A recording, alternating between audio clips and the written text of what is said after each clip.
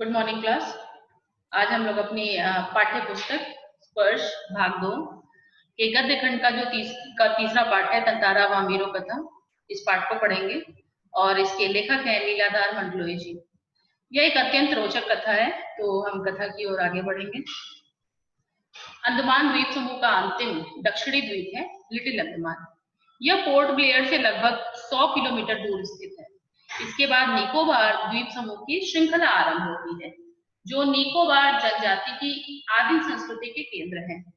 निकोबार द्वीप समूह का पहला प्रमुख द्वीप है कार निकोबार, जो कि लिटिल अंडमान से 96 किलोमीटर दूर है। निकोबारियों का यह विश्वास था कि प्राचीन काल में ये दोनों द्वीप एक ही थे। इनके विभक्त होने के पीछे एक लोक कथा है जो आज भी वहां पे बार बार दोहराई जाती है। तो अभी हम कथा की ओर आगे बढ़ेंगे। इस कथा में ततारा और वामीरो दो एक ऐसे प्रेमी का वर्णन है जो कि कभी मिल नहीं पाते, लेकिन उनका जो बलिदान था, उनका जो त्याग था, उनके प्रेम का जो त्याग था, वो वहां पे जो परंपरागत पीढ़ी दर पीढ़ी एक परंपरा चली आ रही थी, उस परंपरा को उन्होंने खत्म किया, जो कि उस जगह के लिए, उस समय के लिए बहुत ही जरूरी था। कथा की ओर आगे बढ़ेंगे। सदियों पूर्व जब लिटिल अंडमान और कार निकोबार आपस में जुड़े हुए थे, तब वहां एक सुंदर सा गांव था। पास में एक सुंदर और शक्तिशाली युवक रहा करता था। उसका नाम था ततारा। निकोबारी उससे बेहद प्रेम करते थे। ततारा एक नेक और मददगार व्यक्ति था। ततारा इस पाठ का मुख्य पात्र है। सदैव दूसरों की सहायता के लिए तैयार रहता। अपने गांव वालों को ही नहीं, अपितु समूचे द्वीप वासियों की सेवा करना अपना परम कर्तव्य समझता था। उसके इसी त्याग की वजह से वो वहां पे बहुत चर्चित था, बहुत प्रसिद्ध था। सभी उसका आदर करते, वक्त मुसीबत में उसे स्मरण करते, उसको याद करते, और जब भी कोई उसको याद करता तो वो भागा भागा वहां पे पहुंच जाता लोगों की मदद करने के लिए। दूसरे गांव में भी पर्व त्योहारों के समय उसे विशेष रूप से आमंत्रित किया जाता। उसका व्यक्तित्व तो आकर्षक था ही, साथ ही आत्मीय स्वभाव की वजह से लोग उसके करीब रहना चाहते थे। उसका स्वभाव काफी अच्छा था, जिसकी वजह से लोग उससे आकर्षक होते थे। पारंपरिक पोशाक के साथ वह अपनी कमर में सदैव एक लकड़ी की तलवार बांधे रहता। लोगों का मत था कि बावजूद लकड़ी की होने पर भी उस तलवार में अद्भुत दैवी शक्ति थी। ऐसा सब मानते थे कि उसके पास जो तलवार थी वो बहुत दैविक थी, उसमें कुछ दैवी शक्ति थी, जिसकी वजह से वो बहुत सारे असंभव कार्य कर पाता था। तंतारा अपनी तलवार को कभी अलग ना होने देता अपने आप से, उसका दूसरों के सामने उपयोग भी ना करता, किंतु उसके चर्चित साहसिक कारनामों के कारण लोग बाग तलवार में अद्भुत शक्ति का होना मानते थे। वो जितने भी कार्यकलाप और जितने भी मुश्किल कार्य थे उसको वो खत्म करने के लिए वो अपने तलवार का उपयोग करता था, जिसकी वजह से लोगों का यह मानना था कि वो जो तलवार थी वो काफी अद्भुत शक्ति वाली, दैवी शक्ति वाली है। ततारा की तलवार एक विलक्षण रहस्य थी। इस रहस्य के बारे में कोई नहीं जान पाता था। एक शाम ततारा दिन भर के अथक परिश्रम के बाद समुद्र किनारे टहलने निकल पड़ा। सूरज समुद्र में लगे क्षितिज तले डूबने को था। समुद्र से ठंडी बयारें आ रही थी। पक्षियों की सायाकालीन चहचहाटे शनै शनै क्षीण होने को थी। उसका मन शांत था। विचारमग्न ततारा समुद्री बालू पर बैठकर सूरज की अंतिम रंग बिरंगी किरणों को समुद्र पर निहारने लगा। तभी कहीं पास से उसे मधुर गीत गूंजता सुनाई दिया। वो बैठा था और अपने ख्यालों में खोया हुआ था। अपने दिन भर का जो भी उसकी थकान थी उसको वो मिटा रहा था, और साथ ही साथ वो ढलते हुए सूरज को देख रहा था, पक्षियों की चहचहाटे सुन रहा था। उसको बहुत ही अच्छा लग रहा था। तब तक उसको कहीं दूर से एक मधुर आवाज सुनाई पड़ती है। गीत मानो बहता हुआ उसकी तरफ आ रहा था। बीच बीच में लहरों का संगीत सुनाई देता। तो वो जो आवाज थी वो किसी युवती की आवाज थी, जो कि काफी सुंदर थी और काफी अच्छी थी, और वो उसके कानों में गूंज रही थी। गायन इतना प्रभावी था कि वह अपनी सुध-बुध होने लगा। लहरों के एक प्रबल वेग ने उसकी तंद्रा भंग की। तो चैतन्य होते ही वह उधर बढ़ने को विवश हो उठा, जिधर से वह अब भी गीत के स्वर बह रहे थे। वह विकल सा उस तरफ बढ़ता गया। अंततः उसकी नजर एक युवती पर पड़ी, जो ढलती हुई शाम के सौंदर्य में बेसुध सी एकटक समुद्र की देह पर डूबते आकर्षक रंगों को निहारते हुए गा रही थी। यह एक श्रृंगार गीत था। तो जब अचानक से उसको वो ख्यालों में खोया हुआ था, तब तक एक लहरों का एक प्रबल वेग उसकी तरफ आता है, जिसकी आवाज से उसका जो चेतन है वो अपनी चेतन में वापस आ जाता है। उसकी तंद्रा जो होती है वो भंग हो जाती है। फिर वो देखता है कि सोचता है कि वो ये आवाज आ कहाँ से रही है। फिर वो उस तरफ मुड़ता है और आगे बढ़ता है तो देखता है एक सुंदर सी युवती बैठ के इस गाने को गा रही है, जो कि गाने में इतनी व्यस्त है कि वो ये नहीं देख पा रही है कि कोई इंसान खड़े होके उसको देख रहा है। वो काफी व्यस्त थी अपने गायकी में। उसे ज्ञात ही ना हो सका कि कोई अजनबी युवक उसे निशब्द ताके जा रहा है।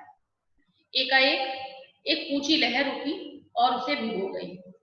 वह हड़बड़ाहट में गाना भूल गई।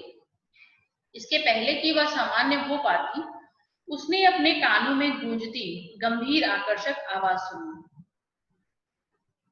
तुमने एकाएक इतना मधुर गाना अधूरा क्यों छोड़ दिया?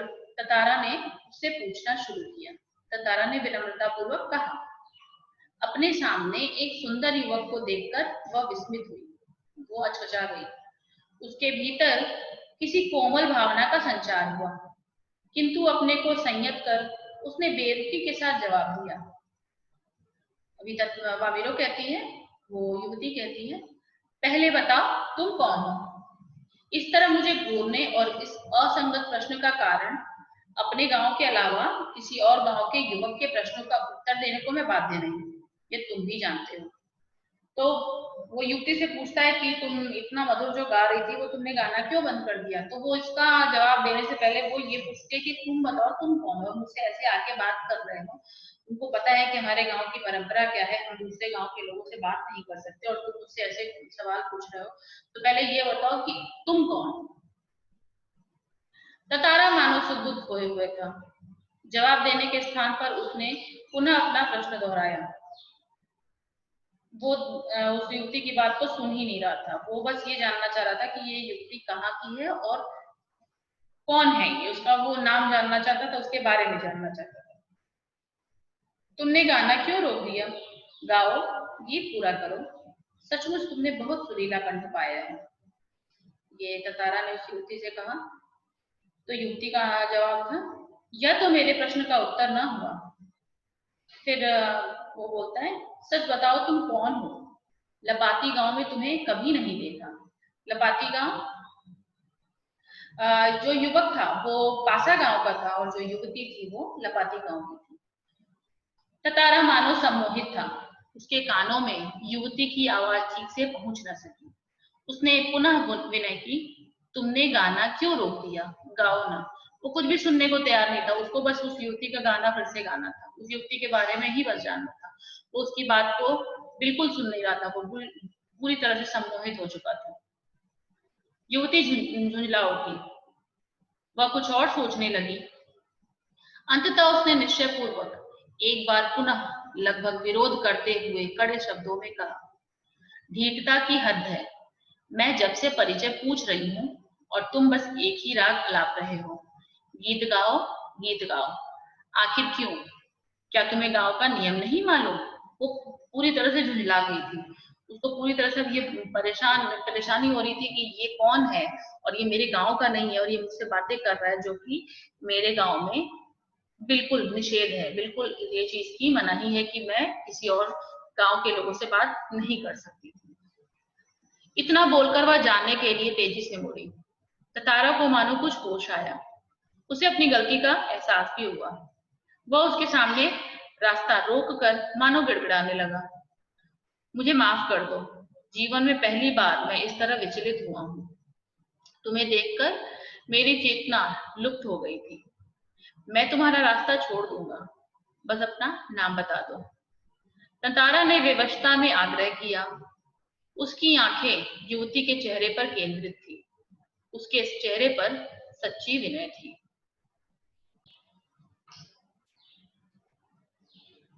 वामीरो, एक रस घोलती आवाज उसके कानों में पहुंची।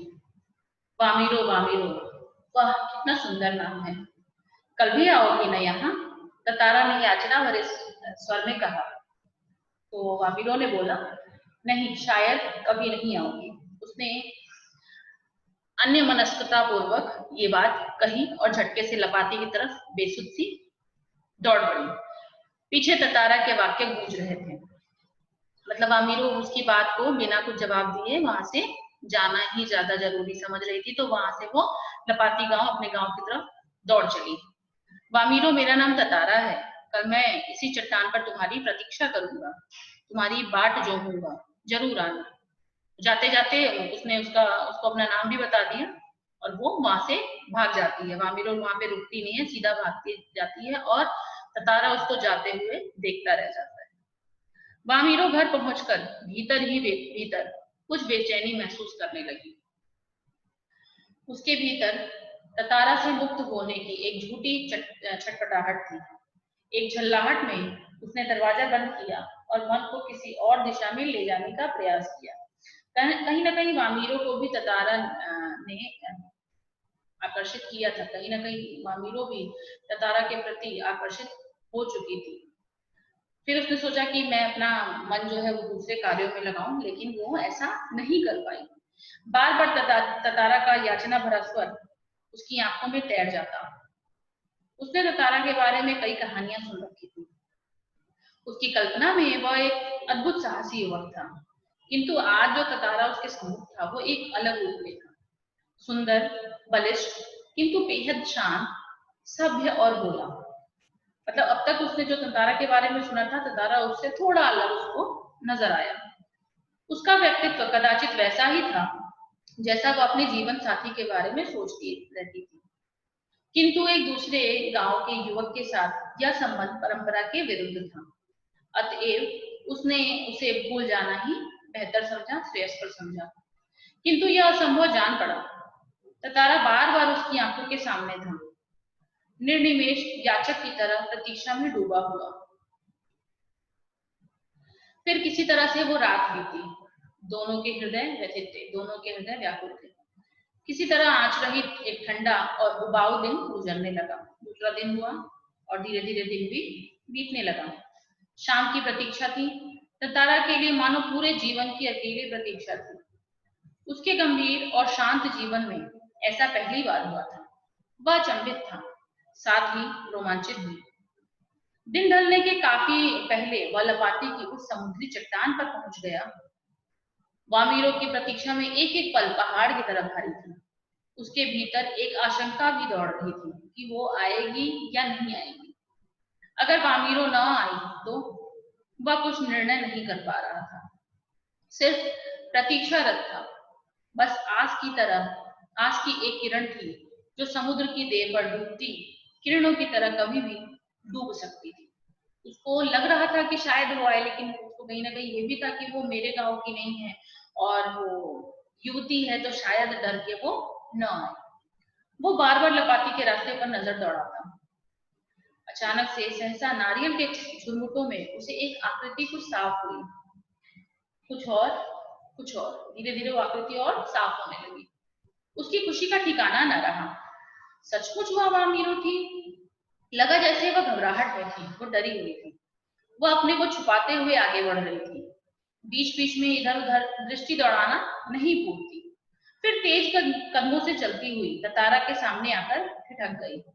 दोनों शब्दहीन थे, दोनों एक दूसरे से बात नहीं कर पा रहे थे, क्योंकि कोई बात ही नहीं थी उन लोगों के पास। कुछ था जो दोनों के भीतर बस बह रहा था। एकटक निहारते हुए वे जाने कब तक खड़े रहे। सूरज समुद्र लहरों में कहीं खो गया। धीरे धीरे अंधकार बढ़ने लगा, अंधेरा बढ़ रहा था।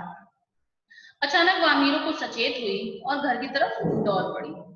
ततारा अभी भी वहीं खड़ा था, निश्चलता और शब्दहीन था। अब इसी तरह से दोनों रोज उसी जगह पहुंचते मिलते और मूर्तिवत एक दूसरे को निर्निमेष ताकते रहते। बस भीतर समर्पण था जो अनवरत गहरा रहा था। लपाती के कुछ युवकों ने इस मुख प्रेम को भांप लिया और खबर हवा की तरह बह उठी। ये प्रेम प्रसंग ऐसी बात होती है ना कि कहीं ना कहीं से कोई कहे या कोई बताए नहीं, लेकिन फिर भी ये बात फैल जाती है, ये बात सबको मालूम चल जाती है। वामीरो लपाती ग्राम की थी और ततारा पासा का। दोनों का संबंध संभव न था। रीति के अनुसार दोनों को एक ही गांव का होना आवश्यक था। वामीरो और ततारा को समझाने बुझाने के कई प्रयास हुए, किंतु दोनों अपनी अपनी बात पे अड़िग थे, वो मानने को तैयार नहीं थे। वे नियमतः लपाती के उसी समुद्री किनारे पर रोज मिलते रहे। अफवाहें धीरे धीरे और भी ज्यादा फैलने लगी। कुछ समय बाद पासा गांव में पशु पर्व का आयोजन हुआ। ये वहां का पासा का एक प्रमुख पर्व था, जहाँ पे पशु पशु के बीच में, इंसान और पशु के बीच में बहुत सारी प्रतियोगिताएं होती थी, नृत्य संगीत और भोजन का आयोजन होता था। तो फिर से ये पर्व जो था वो पासा में हो रहा था। पशु पर्व में हुष्ट पुष्ट पशुओं के प्रदर्शन के अतिरिक्त पशुओं से युवकों की शक्ति परीक्षा प्रतियोगिता भी होती है। वर्ष में एक बार सभी गांव के लोग हिस्सा लेते हैं। बाद में नृत्य संगीत और भोजन का भी आयोजन होता है। शाम को सभी लोग पासा में एकत्रित होने लगे। धीरे धीरे विभिन्न कार्यक्रम शुरू हुए। जो वहां पे और भी कार्यक्रम होते हैं वो धीरे धीरे शुरू हुए। ततारा का मन इन कार्यक्रमों में तनिक न था। उसकी व्याकुल आंखें वामीरो को ढूंढने में व्यस्त थी। तभी उसे नारियल के झुंड के एक पेड़ के पीछे से उसे जैसे कोई झांकता हुआ दिखाई दिया। उसने थोड़ा और करीब जाकर पहचानने की चेष्टा की। वो तो वामीरो थी, जो भयवश सामने आने से झिझक रही थी। उसकी आंखें तरल थी, उसकी आंखें भींगी हुई थी, होंठ कांप रहे थे। ततारा को देखते ही वो फूट फूट कर रोने लगी। जाने क्या बात हुई थी कि वो बहुत रोने लगी। ततारा विह्वल हुआ, उसे कुछ बोलते ही नहीं बन रहा था। रोने की आवाज लगातार ऊंची होती जा रही थी। ततारा किम कर्तव्य मूड था, कुछ समझ नहीं आ रहा था। वो झुंझला रहा था कि ये रो क्यों रही है। वामीरो के रुदन स्वरों को सुनकर उसकी माँ वहां पहुंची और दोनों को देखकर आग बबूला हो उठी। सारे गांव वालों की उपस्थिति में यह दृश्य उसे अपमानजनक लगा। इस बीच गांव के कुछ लोग वहां पे वो भी पहुंच गए। वामीरो की माँ क्रोध में उफल उठी। उसने ततारा को तरह तरह से अपमानित किया। गांव के लोग भी ततारा के विरोध में आवाजें उठाने लगे, क्योंकि वहां की जो परंपरा थी जिसकी वजह से वहां पे लोग ये मानने को तैयार नहीं थे कि ये दोनों आपस में इनका कुछ संबंध है। यह ततारा के लिए असहनीय था। वामीरो अब भी रोई जा रही थी। ततारा भी गुस्से से भर उठा।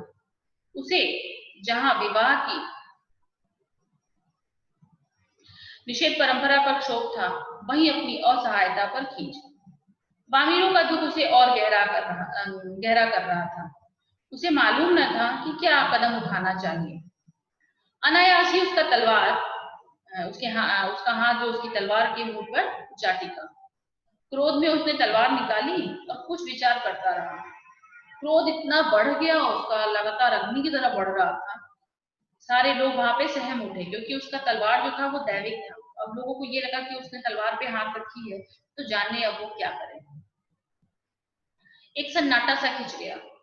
जब कोई राह ना सूझी तो क्रोध का शमन करने के लिए, क्रोध को दबाने के लिए उसने शक्ति भर उसे धरती में भोंक दिया और ताकत से उसे खींचने लगा। वह पसीने से नहा उठा। सब घबरा गए थे। ये जो घटना थी इस वजह से सब वहां पे जितने भी लोग थे सब शांत हो गए, चुप हो गए और सब घबरा गए। वह तलवार को अपनी तरफ खींचते खींचते दूर तक पहुंच गया। वह हाँफ रहा था। अचानक जहां तक लकीर खींच गई थी, वहां एक दरार पड़ने लगी। धरती धीरे धीरे हटने लगी, मानो धरती दो टुकड़ों में बंटने लगी। एक गड़गड़ाहट सी गूंजने लगी और लकीर की सीध में धरती पटती ही जा रही थी। द्वीप के अंतिम सिरे तक ततारा धरती को मानो क्रोध में काटता जा रहा था। सभी वहां पे भयाकुल हो गए, सब भयभीत हो गए। लोगों ने ऐसे दृश्य की कल्पना भी नहीं की थी। वे एकदम सिहर गए, वे एकदम घबरा गए, वे एकदम डर गए। उधर वामीरो फटती हुई धरती के किनारे चीखती हुई दौड़ रही थी। वो बार बार ततारा के नाम को पुकार रही थी। लेकिन धरती की जो गड़गड़ाहट थी, धरती फटने की जो गड़गड़ाहट थी, वो उसमें उसकी आवाज जो ततारा को पुकार रही थी, वो कहीं डूबती जा रही थी, सुनाई नहीं दे पा रही थी। ततारा दुर्भाग्यवश दूसरी तरफ था। द्वीप के अंतिम सिरे तक धरती को चीरता वह जैसे ही अंतिम छोर पर पहुंचा, द्वीप दो टुकड़ों में विभक्त हो चुका था। धरती दो टुकड़ों में बंट चुकी थी।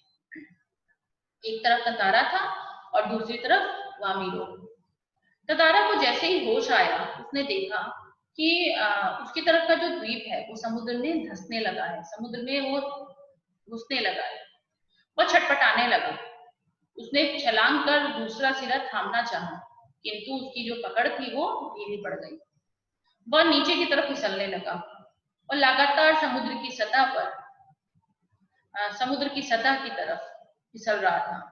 उसके मुख से सिर्फ एक ही चीख बार बार डूब रही थी, और वो था वामीरो का नाम। वो बार बार वामीरो को पुकार रहा था, और इधर वामीरो भी बार बार ततारा को ही पुकार रही थी। ततारा लहूलुहान हो चुका था। वह अचेत होने लगा। लहूलुहान वो जब जो विभाजन था उसको पार करने के लिए वो बहुत कोशिशें किया, गिर रहा था, पड़ रहा था, और उसको कहीं ना कहीं बार बार चोटें आ रही थी, जिसकी वजह से वो लहूलुहान हो चुका था। वह अचेत होने लगा, बेहोश होने लगा, और कुछ देर बाद उसे कोई भी होश न रहा। बेहोश होके वो जमीन पे गिर गया। वह कटे हुए द्वीप के अंतिम भूखंड पर पड़ा हुआ था, जो कि दूसरे हिस्से से संयोगवश जुड़ा था। बहता हुआ ततारा कहाँ पहुंचा, बाद में उसका क्या हुआ, यह कोई नहीं जानता। इधर वामीरो भी उसके दुख में पागल हो उठी। वह हर समय ततारा को खोजती हुई उसी जगह पहुंचती और घंटों बैठी रहती कि शायद ततारा आएगा। उसने खाना पीना छोड़ दिया। परिवार से वह एक तरह विलग हो गई थी, अलग हो गई थी। लोगों ने उसे ढूंढने की बहुत कोशिश की, किंतु कोई सुराग नहीं मिल सका। आज न ततारा है और न वामीरो, किंतु उन दोनों की जो यह प्रेम कथा है वो वहां पे आज भी घर घर में सुनाई जाती है। निकोबारियों का मत है कि ततारा की तलवार से कार निकोबार के जो दो टुकड़े हुए थे, उसमें दूसरा लिटिल अंडमान है, जो कार निकोबार से आज 96 किलोमीटर दूर स्थित है। निकोबारी इस घटना के बाद दूसरे गांवों में भी आपसी वैवाहिक संबंध करने लगे। ततारा वामीरो की त्यागमय मृत्यु शायद इसी सुखद परिवर्तन के लिए थी। तो इस कहानी से हमको ये समझ में आया कि हमको अगर अपनी परंपरा को तोड़ना है, अपनी जो सड़ी गली जो परंपरा है उसको अगर खत्म करनी है, तो हमें कहीं ना कहीं बलिदान देना पड़ता है, हमें कहीं ना कहीं त्याग करना पड़ता है, जो कि इस पाठ में ततारा और वामीरो ने अपने प्रेम का त्याग किया। अपने ततारा तो मृत्यु को भी प्राप्त हो गया, शायद उसने अपने जीवन का त्याग कर दिया, लेकिन इस त्याग के कारण ही वहां की जो परंपरा थी, वहां पे जो अंतरजातीय अंतरदेशीय संबंध न बनाने की जो परंपरा थी वो खत्म हुई, और आज वहां के लोग दूसरे गांव में भी संबंध बनाते हैं, दूसरे गांव में भी शादियां करवाते हैं। और इसी के साथ ही हमारा ये जो पाठ था वो यहीं पे समाप्त हुआ।